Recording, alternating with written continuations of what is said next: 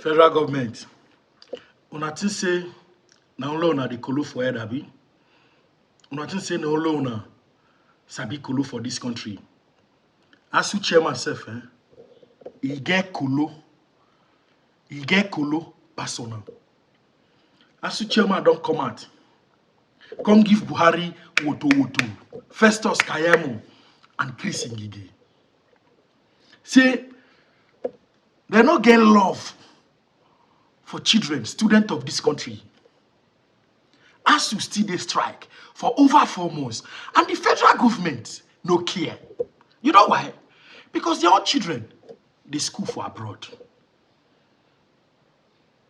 You understand me? They don't care because their own children, they school for abroad. Come on to give ASUU what did they demand for? Buhari and APC government denied them of their demand. Other countries like Ghana, Rwanda, South Africa, universities get autonomy. Give these people what they demand, which is autonomy. Una say no. The other one, they say a Meloko, say my turn. Our own country now don't turn your own personal matter to the say my turn. During COVID, when I say una feed 200, una feed children with 200 billion. The other time, when I say una they work out from one school to other, to they feed omo with over 150 billion. All this billion. Why una no carry and give ASUU? May they get autonomy. May they run the university by themselves. Watch the video. May you hear from the ASUU chairman. Share this video. Drop your thoughts.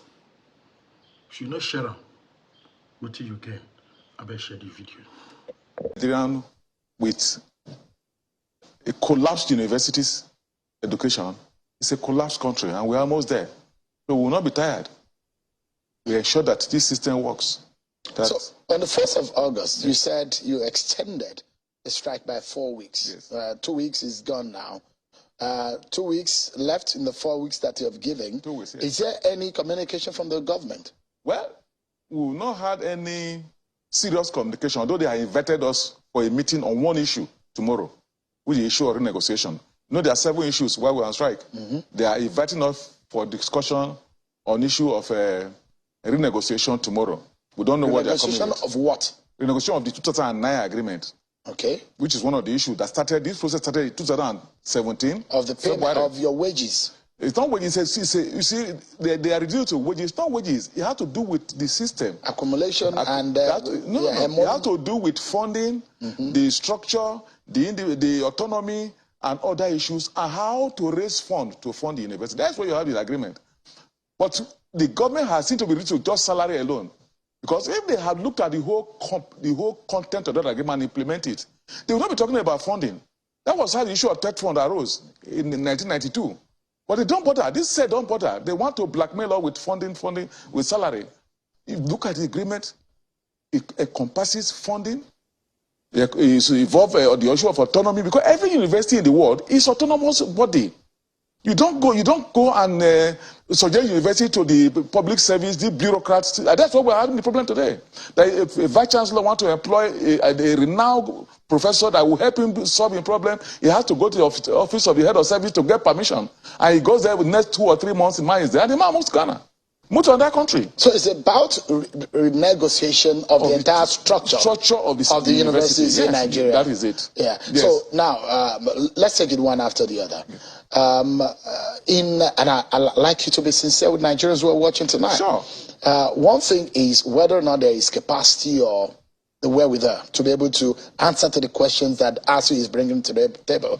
Another thing is whether or not there is sincerity in all of your negotiation over the last few months with the federal government. Do you see any human angle that has been brought to the table? Do you see any kind of sincerity on the side of government? Thank you very much. You see, this negotiation started in 2017, and they appointed Babalaki as the chairman of the committee. And we spent more than 2 years, they not doing anything, trying to delay us and what have you, and that committee collapsed when Babalaki was removed as the VC of University of Lagos. Yeah. And Musa Jibril was appointed as another committee. And when they come to us, the first question we ask, do you have the mandate of government to negotiate this issue with us? That's the first question. And they will say yes. They will agree with us that we were set up by government, they had the mandate. But we finished with municipal eligibility in June 2021, May 2021, I'm sorry, May 2021. They were supposed to go back and say, give up permission to sign on your behalf. They didn't come back till we started this strike. There's another committee, bridge committee. Yeah, with this committee, they came back and said they don't accept that conditions and set up bridge committee. So that's the third committee That's in the about 4 years. third chairman, yes, over 5 years. Bridge, we also reached a goal with him. We also asked them, do you have the mandate? They say yes. Now, they said they have consulted with all the various agencies, Salaries and Wages Commission, Ministry of Finance, budget, that they have consulted and they are coming back. We said, good, let's have this what we negotiate with Nimi Briggs.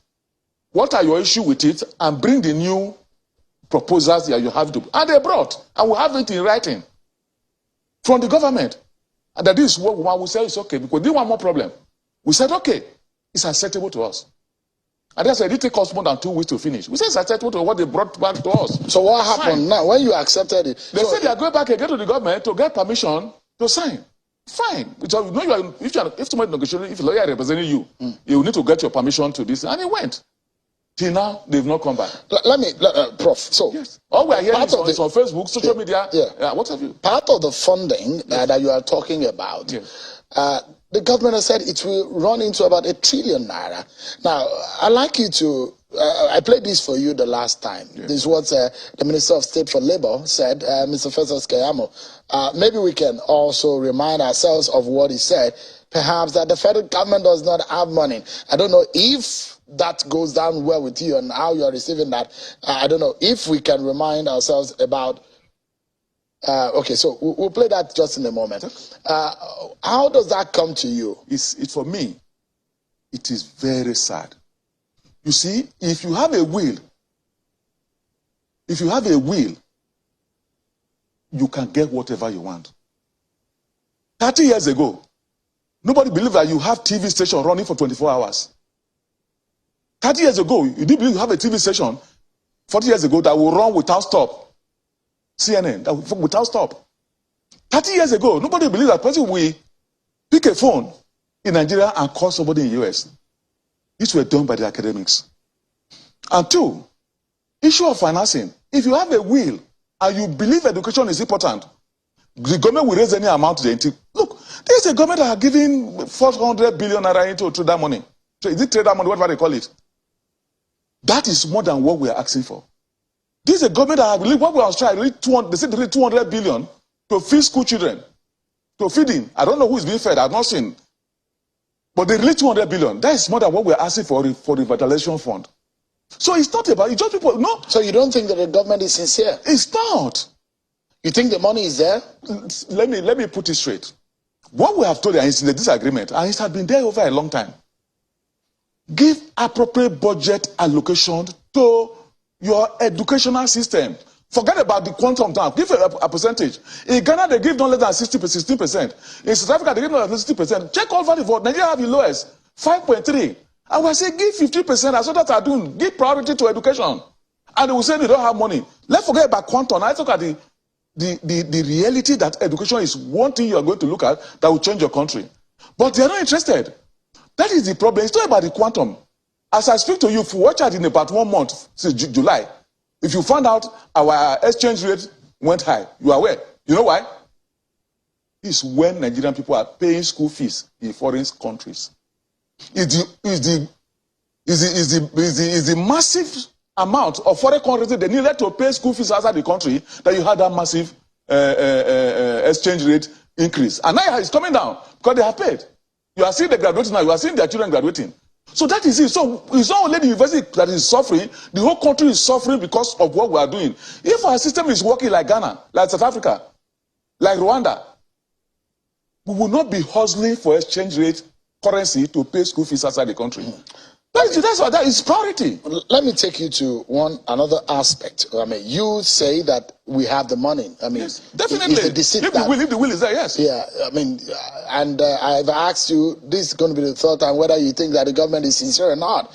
And I mean, over the last 1 month, yes, when the president said, Minister of Education, go and resolve this matter. Has there been any meeting, any interface between the Minister of Education and ASUU? We've had informal interface, formal. There's nothing formal. There's not formal. Have you met the Minister of Education physically? Yes. Since then? Yeah, but it's formal. But what we are expecting is tomorrow to be formal. But this issue we're talking about, in 1992, the new Babangida, we had an agreement like this. And the government said they don't have fund. ASUU tell us how we can raise the fund. And we said, fine. We met and came out with this third fund. And it's easy. Charge the profit of companies operating in Nigeria 2% of their profit. 2%. It came from us. 2% of their profit is to raise the money to fund the university at that time, to increase the funding in university. And the Babangida accepted that. So go and draft the decree. And we did. And that's the origin today of Do you have a possibility to raise more funds? On this one again, look, in 2019, the Federal Ministry of Education and Federal Ministry of Finance came out with a conference, on a conference on how to raise funds for the university. And we also submitted a paper that we have done before on how to raise funds. And we are accepted. And that document is still there with the Minister of Education. It's there with the Minister of Finance. But now she's implementing it and forgot education. Increase it. Let me finish. Now they are going to start taxing, what do you call it? Taxing this phone call, what the communication, this new tax they're talking about. It's part of our proposal. They should use that account to fund education. Go and check, it's there. But now they are trying to implement it. But they don't think of the author. People who generated that thing, they forgot them. And what's to use for? They forgot it. I mean, are you? And these are the things we are talking about. These are how you can fund education. Are you worried about the dovetailing effect? Because one of the things that the minister raised was that if ASUU raises